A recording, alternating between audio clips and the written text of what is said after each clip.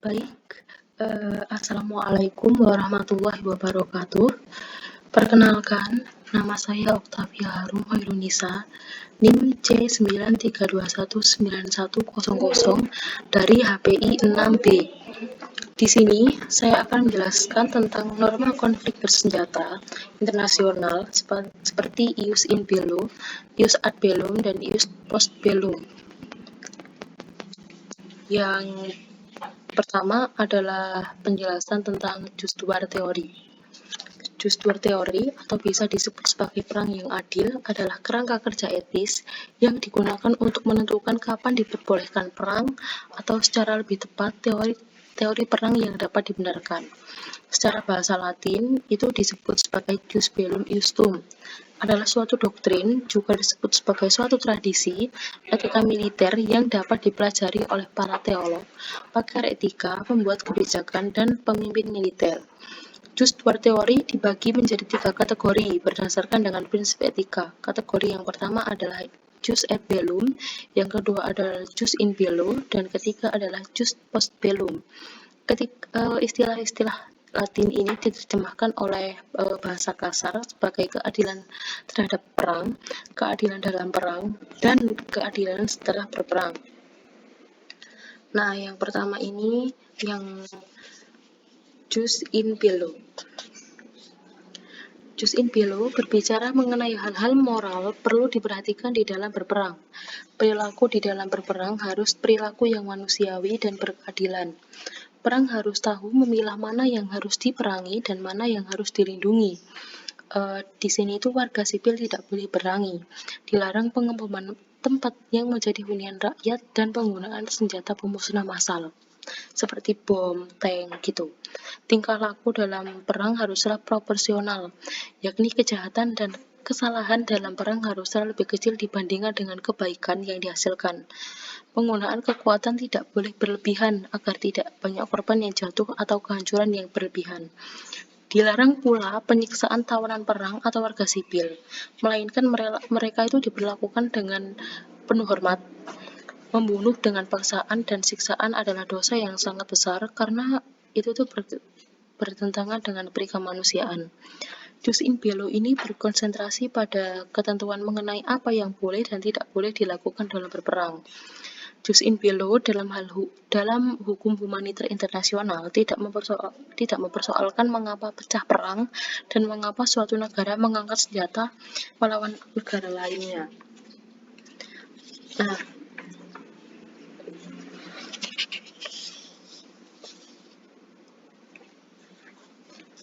Jus in bello ini berkaitan dengan pelaksanaan perang selama berkonflik senjata berlangsung atau suatu kedudukan wilayah oleh negara lain. Jus in bello berkonsentrasi pada ketentuan mengenai apa yang boleh dan tidak boleh dilakukan oleh pihak berperang selama konflik senjata itu berlangsung.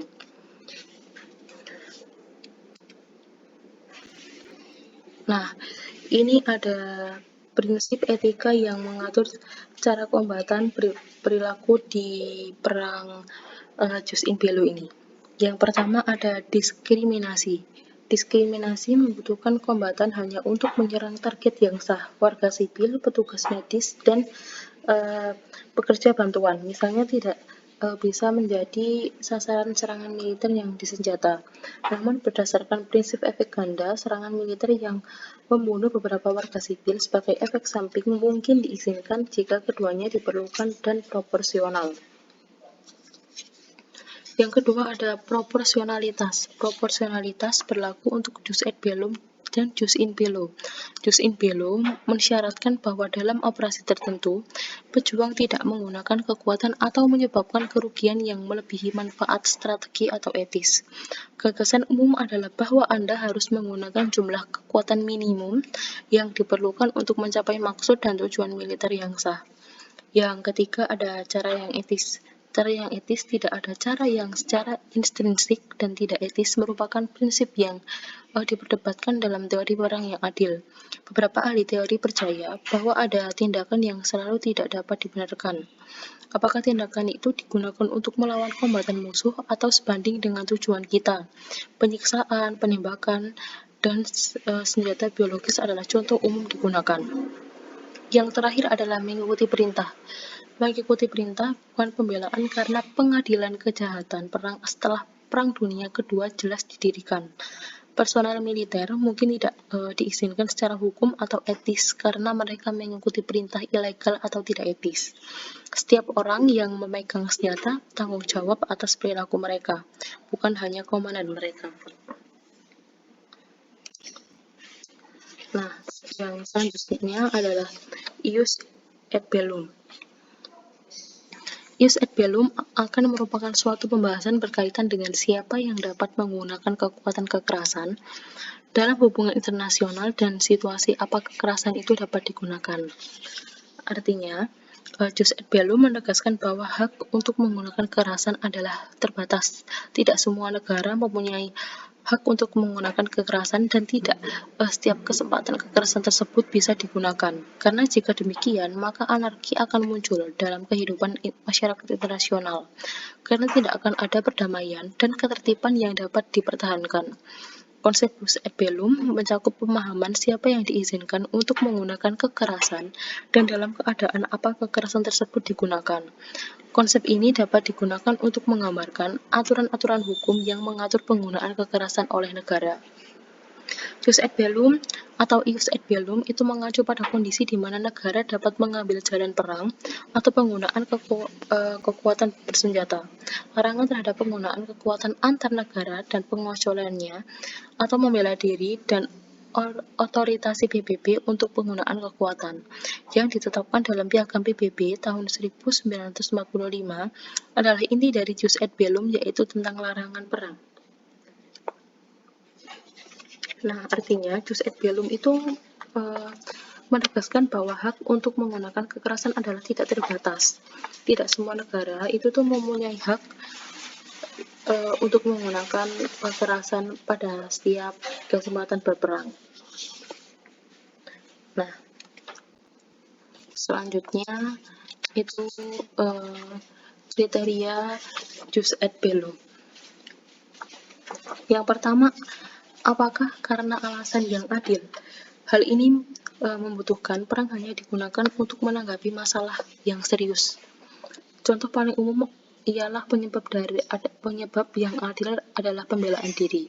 Meskipun datang untuk membela negara yang lain tidak bersalah, juga dilihat sebagai penyebab yang adil oleh banyak orang dan mungkin penyebab tertinggi. Yang kedua, apakah dengan niat yang benar? Hal ini mengharuskan para pemimpin politik waktu perang untuk semata-mata termotivasi pada tingkat pribadi dengan alasan yang membuat perang adil. Misalnya, jika perang dilakukan untuk membela negara lain yang tidak bersalah, para pemimpin tidak dapat menggunakan perang karena itu akan membantu kampanye pemilihan ulang mereka. Yang ketiga, yang ketiga itu ada apakah ini tuh otoritas yang sah.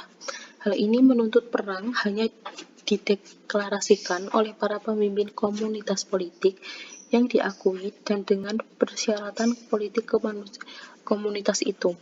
Yang keempat, apakah ia memiliki proporsionalitas yang wajar? Hal ini mengharuskan jika untuk membayangkan seperti apa dunia jika kita melakukan suatu tindakan berperang.